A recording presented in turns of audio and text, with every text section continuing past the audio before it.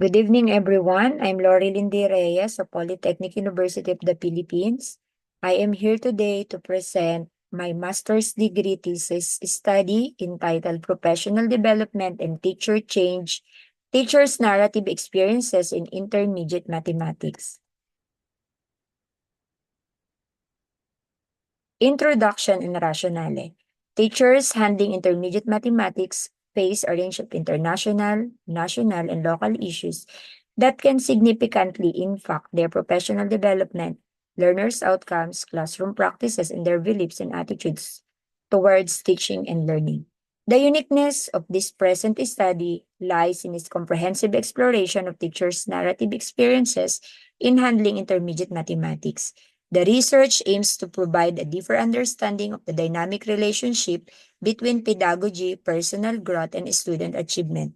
This research can reveal new insights that inform strategic interventions, promote collaborative teacher communities, and contribute to a more comprehensive understanding of effective intermediate mathematics education. Despite the increasing recognition of the importance of narrative experiences in education, there remains a significant research gap regarding the connection between these narratives and their impact on professional development, classroom practices, student learning outcomes, and teachers' beliefs and attitudes. While some studies have explored isolated aspects of this relationship, a thorough investigation that examines how these narratives collectively shape teacher growth, inform instructional approaches, influence student achievement, and transform teachers' perspectives is lacking. Addressing this gap could provide valuable insights into the potential of narrative-based approaches to drive holistic improvements in intermediate mathematics education, promoting a more cohesive and aligned framework for enhancing both pedagogical strategies and teachers' professional growth trajectories. Summary of methods section. This study is a qualitative research, particularly a narrative inquiry, which focus on teachers' experiences in handling intermediate mathematics, revealing their challenges, successes, and innovative strategies to bridge foundational and complex mathematical concepts.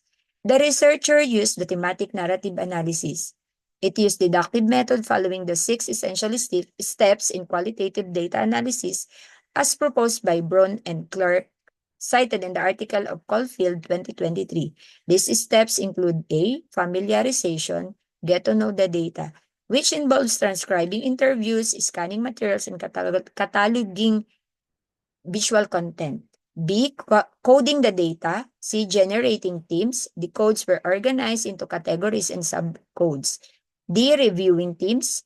E. Defining and naming themes. And F. Writing up, constructing a comprehensive narrative that accurately reflects the data's insights.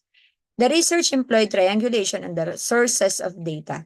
The main data sources were the participants, composed of 15 mathematics teachers selected through criterion sampling.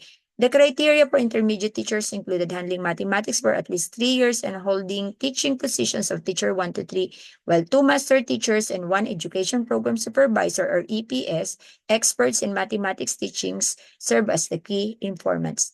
The researcher used prepared guide questions for narrative analysis inquiry to interview participants, allowing for further investigations based on the topics discussed. Complying to the Data Privacy Act of 2012, the researchers sought for an ethics clearance, statement of the problem or SOP, findings, conclusion, and recommendation. SOP number 1. What professional development activities do the participants actively engage in to improve their teaching? Findings. The study reveals that mathematics teachers engage in various professional development activities such as division-initiated trainings, seminars, and workshops, attending school-initiated activities like school learning actions or Slack sessions, and participant-initiated professional development through online resources. Conclusions: teachers are involved in professional development activities which are initiated by the division, by the school, and by themselves. Recommendation: since the common professional development activities are initiated by the division, the school, and the teachers, it is also recommended that the Department of Education may also connect with teacher education institution or TEIs here and abroad, and professional organization which may also provide various and up-to-date teachers training in teaching mathematics. It is also suggested that the department may also consider other ways of improving professional development of teachers, aside from training such as research production and presentation, and enhanced mentoring and coaching. The second SOP, what classroom practices do they apply as a result of their engagement in professional development activities? Finding, as a result of their professional development engagements, teachers adopt several student-centered classroom practices, which include implementing different instructional strategies, incorporating engagement activities, providing support and remediation, and utilizing technology and media. Conclusion, the classroom practices that the intermediate math teacher as a result of their engagement and professional development activities usually deals with student-centered teaching. Recommendation, with the teachers emphasize the student-centered classroom practices, it is suggested that they attend to the various professional development that deals with the use of different and updated instructional strategies, incorporating engagement activities, providing support and remediation, and utilizing technology and media. It is also suggested that the schools may create a file management system as repository of teaching materials and teacher-made learning videos which is accessible to all teachers for their use and as benchmark of best practices. SOP number 3, how do they describe the learning outcomes of their classroom practices?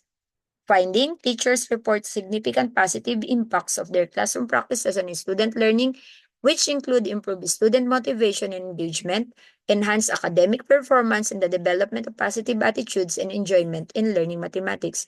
Conclusion, as a learning outcomes of their classroom practices, student learning experiences are enhanced, resulting to an improved learning outcome. Recommendation, with the valuable impact of the professional development activities to student learning, it is suggested that the school heads and the master teachers continue to look for additional ways in engaging teachers to improve their teaching craft. Award and recognition system may be institutionalized for those teachers showing the impact of their professional development in the enhancement of their teaching competencies. They may post in their school bulletin board or in their official social media accounts on their teachers' accomplishments, not just to recognize their professional development efforts, but as well as to inspire other teachers, learners, and other stakeholders. While the school learning action cell or SLAC sessions are continuously practiced, it is recommended that teachers collaborate and share their best practices. SOP number 4, what beliefs and attitudes do they gain from their teaching experiences? Finding, from their teaching experiences, teachers identify critical areas that need emphasis in mathematics education, which include the importance of continuous professional development and preparation, active student engagement and preparation, and the use of effective teaching strategies. Teachers also gain beliefs and attitudes into the significance of simplifying teaching strategies, promoting an enjoyment and love for teaching mathematics, and encouraging and supporting students. Conclusion, from their teaching experiences, the intermediate math teachers develop further their passion to effective teaching strategies and improve the quality of their support provided to the learners. Recommendation, mathematics teachers should continuously seek out and participate in professional development opportunities such as online courses on differentiated instruction, attending graduate studies, and engaging in professional organizations, and conduct research regarding teaching mathematics to stay updated with effective teaching strategies and tools.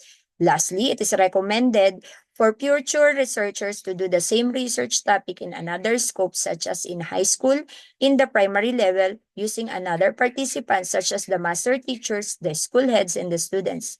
Moreover, it is also suggested that a mixed research be conducted to be able to see a more thorough perspective on the topic.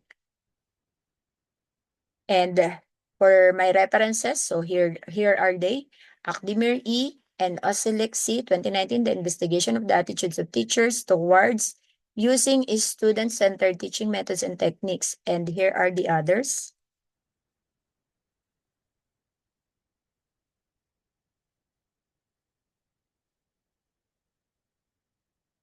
Okay, and that's all. And thank you very much.